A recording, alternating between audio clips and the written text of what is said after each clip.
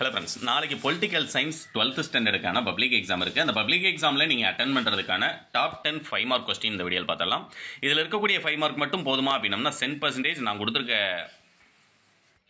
5 mark question உங்களுக்கு எக்ஸாமுக்கு யூஸ்ஃபுல்லாக இருக்கும். இது டவுன்லோட் பண்ணுறதுக்கான லிங்க் டைரெக்டாகவே கொடுத்துறேன். ஃபஸ்ட்டு உங்களுக்கு ஃபஸ்ட் சாப்டர்லேருந்து லாஸ்ட் 10வது பாடம் வரைக்குமே உங்களுக்கு இம்பார்ட்டன்ட் கொடுத்துருக்கேன்.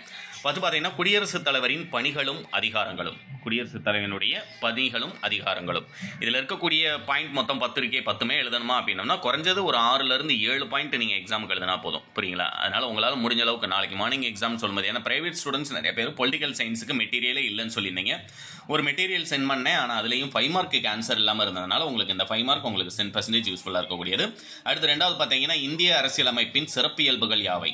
இதில் மொத்தமாக நம்மளுடைய புக்கில் 7 பாயிண்ட் இருக்கும். ஆனால் 5 பாயிண்ட் எழுதுனா எக்ஸாமில் உங்களுக்கு 5 மார்க் ஃபுல்லாக கிடைக்கும். அப்படிங்கிறனால நீளமான எழுதப்பட்ட அரசியலமைப்பு, இறையாண்மை, சமதர்மம், மதச்சார்பன்மை, மக்களாட்சி, குடியரசு, அதுக்கு கீழே ஒரு பாயிண்ட்டு, நாடாளுமன்ற ஆட்சி முறை, ஒற்றை குடியுரிமை, கல்வி உரிமை, 5 பாயிண்ட் மட்டும் கொடுத்துருக்கேன். பிரதமரினுடைய பணிகள், அதுலேயும் அதே மாதிரி தான் உங்களுக்கு எக்ஸாமில் இருக்க எக்ஸாம் பாயிண்ட் ஆஃப் வியூவில் 5 பாயிண்ட் எழுதுனா போதும். அந்த பிரதமரினுடைய பணிகள் 5 பாயிண்ட் நம்ம கொடுத்துருக்கோம். அடுத்து சார்க் பற்றிய கட்டுரை கேட்டிருக்காங்க. ஆகஸ்ட் 2008 மியான்மருக்கு சார்க் அமைப்பு பார்வையாளர்கள் அந்தஸ்தை அளித்தது அப்படிங்கிறதுலேருந்து உங்களுக்கு கீழே 3 பாயிண்ட், புக்கில் மொத்தமே 3 பாயிண்ட் தான் இருக்குது. அந்த 3 பாயிண்ட் ஃபுல்லாகவே உங்களுக்கு கொடுத்துருக்கோம். அடுத்து 5வது கேள்வி, தேசிய சட்டமன்றத்திற்கு பங்கு மற்றும் பணிகளை விளக்குக. தேசிய சட்டமன்றத்தின் பங்கு மற்றும் பணிகளை விளக்குக. அதுக்கு கீழே ஒரு 6 பாயிண்ட் எழுதணும். அதிகாரங்கள் மற்றும் பணிகள்னு சொல்லும்போது தேசிய சட்டமன்றத்தினுடைய பணிகள் அப்படின்னம்னா 2 பணிகள், சட்ட அதிகாரம் மற்றும் நிதி அதிகாரம் ஆகியவைகளாகும். சட்ட அதிகாரங்கள் சட்டம் இயற்றுவதற்கானவை, நிதி அதிகாரங்கள் நிதி சம்பந்தப்பட்ட நிதிநிலை அறிக்கை கணக்குகளை தயார் செய்வதற்கான, மேலும் குடியரசுத் தலைவர், குடியரசு துணைத் தலைவர் ஆகியோரை தேர்ந்தெடுப்பதற்காக தேர்தல் நடத்துவதற்கான தேர்வு செய்யும் பணிகளும் நாடாளுமன்றத்திற்கு இருக்கின்றன. அப்படிங்கிறது 2 தான் தேசிய சட்டமன்றத்தினுடைய பணிகள்.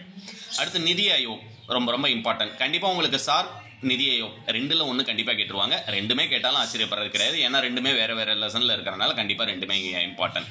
அடுத்து 7வது கேள்வி, மாநிலங்களுக்கு இடையேயான நதிநீர் பிரச்சனைகளை தீர்ப்பதற்கான வழிமுறைகள் ஏதேனும் 5 கேட்டிருப்பாங்க. அரசியலமைப்பு, மாநிலங்களுக்கிடையே நதிநீர் சிக்கல்களும், மாநிலங்களுக்கிடையேயான நதிநீர் சிக்கல்கள் சட்டம் 1956, அதில் 2 பாயிண்ட்டு.